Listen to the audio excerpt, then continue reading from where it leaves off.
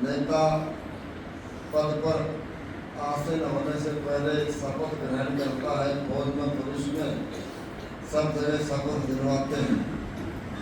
ऐसे ही आज हमने अग्नि को परमात्मा को साक्षी मान करके और प्रतिज्ञा की।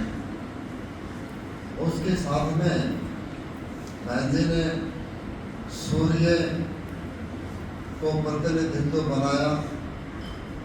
हमारे पौधे में विस्तार से लिखा है सूर्य के 4 विशेषताएं हैं। वेद कहता सूर्य से आवृतम ब्रह्मा होते कि मैं सूर्य की परिपाटी पर चलूं। सूर्य की पहली विशेषता क्या है कि समय पर उदय होता है, समय पर अस्त होता है।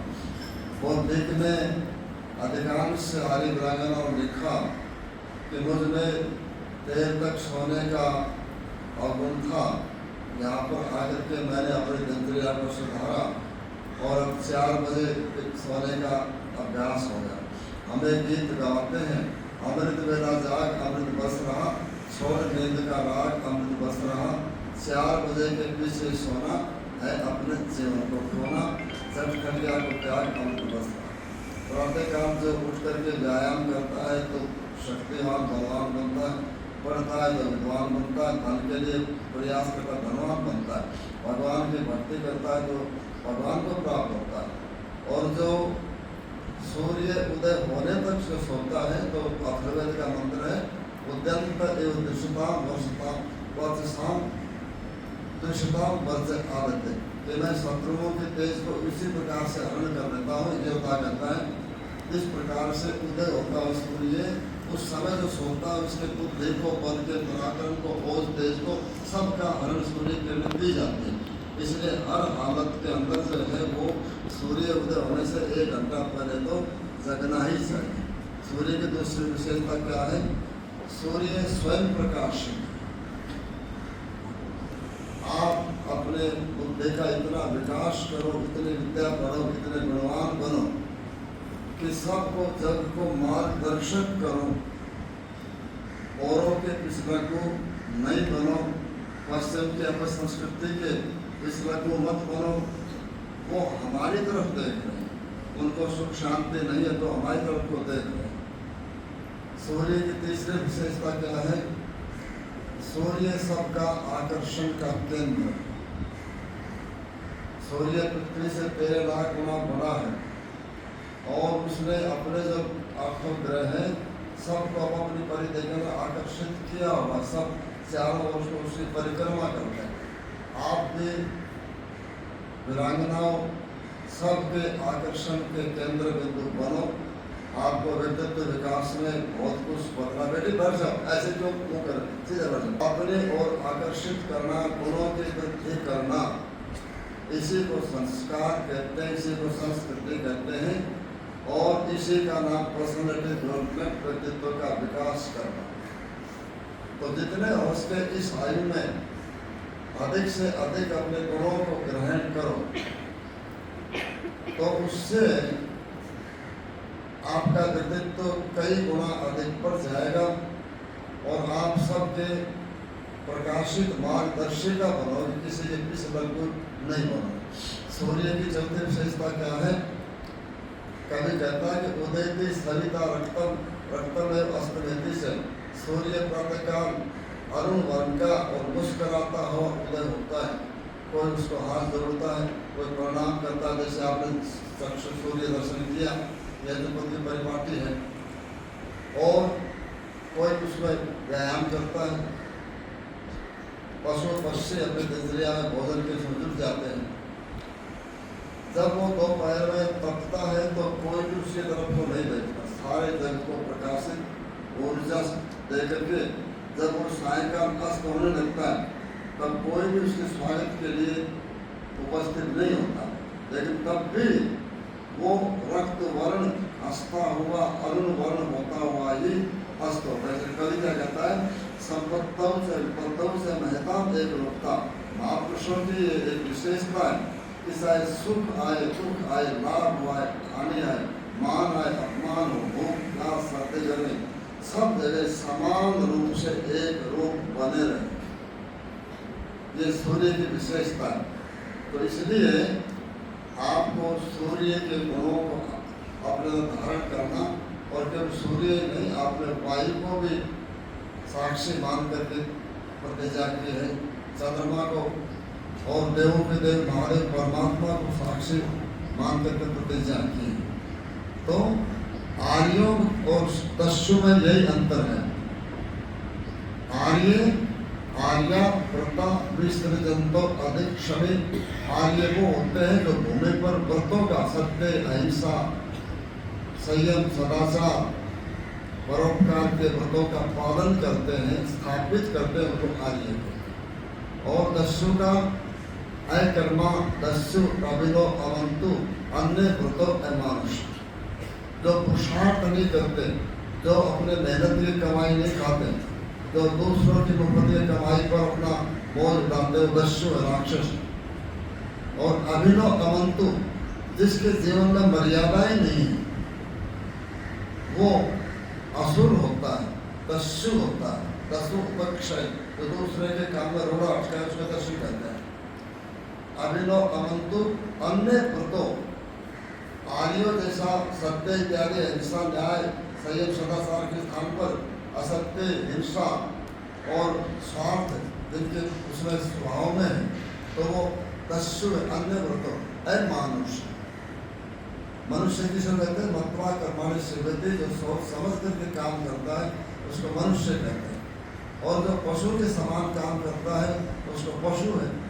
खाना पीना, कमजोर को डरा देना, ताकतवर से डरना, कमजोर को डरा देना, बच्चे पैदा करना, ये काम तो पशु भी करते हैं।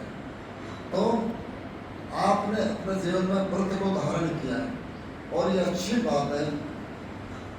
पिछले दिनों में हम सभी परीक्षा के पाठ्यक्रम को पूरा करने में लगे रहे, नहीं तो ये जो भी आपको पहले दिन धारण कराना चाहिए था, ये विद्या प्राप्ति का चिन्ह है। जैसे कि गर्भ में बच्चा गर्भधान के द्वारा माता के शरीर से पोषण प्राप्त करता है, तो आचार्य और शिष्य के मध्य में ये बुद्धि ज्ञान का पूर्व आने के लिए बंधन जो है,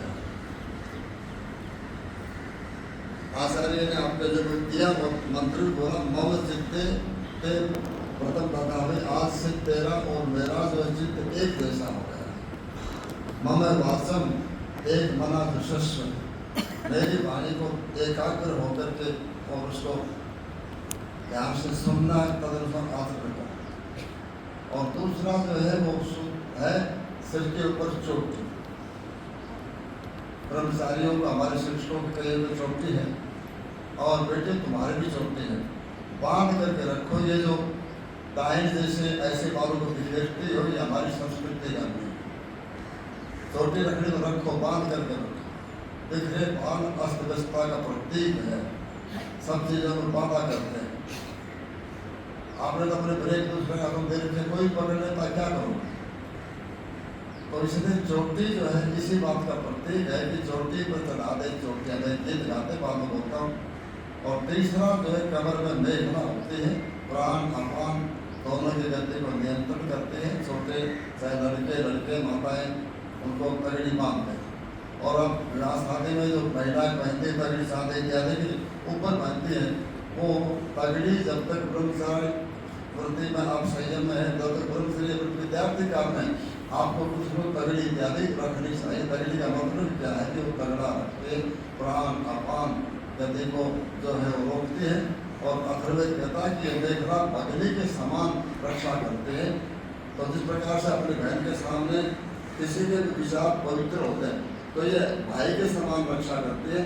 संयम सदाचार का जीवन व्यतीत कराना चाहिए। तो ये तीन चिन्ह जो है, ये जो प्रवृत्ति के द्वारा आचार्य हृदय को अपने अनुकूल बनाता है, और शिखा के द्वारा बुद्धि को, और मेघना के द्वारा जो बल प्रिय की रक्षा संयम सदाचार के, तो आपको बांध लिया है आदरणीय बहन सुमेधा जी ने, आदरणीय बहन वर्तिका जी ने। मैं तो आपका संरक्षक हूँ, दादा के समान ये बहने हैं, इन्होंने आपको व्रतों के अंदर बांध लिया है। और मैं समझता हूँ कि जो व्रतों में नियम में बंध जाता वही जीवन में आगे बढ़ता। देखो स्टीम इंजन है तो उसमें पहले स्टीम बनती है, चैपल में इकट्ठी होती है, ताकत बढ़ करके वो पिस्टन को आगे धकेलते तो लीवर घूमता पहिया में घूमता, फिर उधर से बात आती है वो पिस्टन को वापस खींचती है तो पहिया फिर वापस आ जाता है, एक मोटर का नहीं होता है। तो इस आयु में यदि आपने घर में बंद करके अपने जीवन को नहीं बनाया तो आपकी ऊर्जा अनावश्यक कामों में लगेगी, आपके जीवन का निर्माण नहीं होगा। चाहे कितने भी बड़े आप बन जाए, कितने भी पढ़ जाए, ये विद्यालय की स्कूलों की पढ़ाई है, ये व्यवसाय के लिए थोड़ा सा कार्यक्रम। वास्तविक जीवन का निर्माण तो गुरुकुलों में रह करके ये एक प्रकार से 10 दिन का ये अल्पकालीन आपका गुरुकुल का ही जीवन व्यतीत हुआ। यहाँ से अपने दिनचर्या को इसी प्रकार से व्यवस्थित करके जाएंगे, थोड़ा बहुत स्वाध्याय करेंगे, रविवार के दिन अपने माँ के कामों में सहयोग करेंगे और उसके साथ में जहाँ पर भी रहते हैं आदि योजना दल का काम करें। बहुत सी बहनों ने शाखा लगाने का संकल्प लिया, क्योंकि एक ही बात कह समाप्त करता हूँ। देखो कोई जब पौधा लगाता है, आजकल हाँ एक हमारा कार्यक्रम ये होता है कि बरसात में अगस्त मास में हम वृक्षारोपण का कार्यक्रम चलाते हैं। अब वो पेड़ है नहीं, आधे ने भैंसे ने ये सारा परे छोटी थी, यहाँ पर एक पौधा जो है नारियल का पेड़ का वो पाम पेड़ लगवाया था। मैं जहाँ भी रहता हूँ तो बरसात में कोई पौधा लगाने की कोशिश करता हूँ, तो ये हमारा संकल्प है। तो इसलिए ऐसे कार्यक्रमों में आपको संकल्प नए होकर करना है, शाखा लगानी है। अपने बहन वर्तिका जी से बराबर इनका टेलीफोन लेकर के इनसे जुड़ी रहो। और अगला कार्यक्रम हमारा जो है वो राष्ट्रीय अंतर्राष्ट्रीय सम्मेलन को बढ़ चढ़ करके भाग लेना, कम से कम 150-200 पहले तो बिल्कुल छोटी पुरानी बहुत जबरदस्त इनका कार्यक्रम आप जब देखोगे यूट्यूब में तो अंतर्राष्ट्रीय सम्मेलन 2018 का, तो परवार चलाते भी मार्चिंग करते ऐसे जैसे कि पुलिस बहुत चल रहे, ऐसे जो कर्मचारी का चित्र इन्हीं का ऐसे और दूसरे थानों से आए जो भी बहने हैं सब बहन वर्तिका से संपर्क करके दल पर समय आए। एक गीत बुला के अपनी बात को समाप्त करता हूँ, क्योंकि 10 बजे अगले कार्यक्रम को मिलेगा।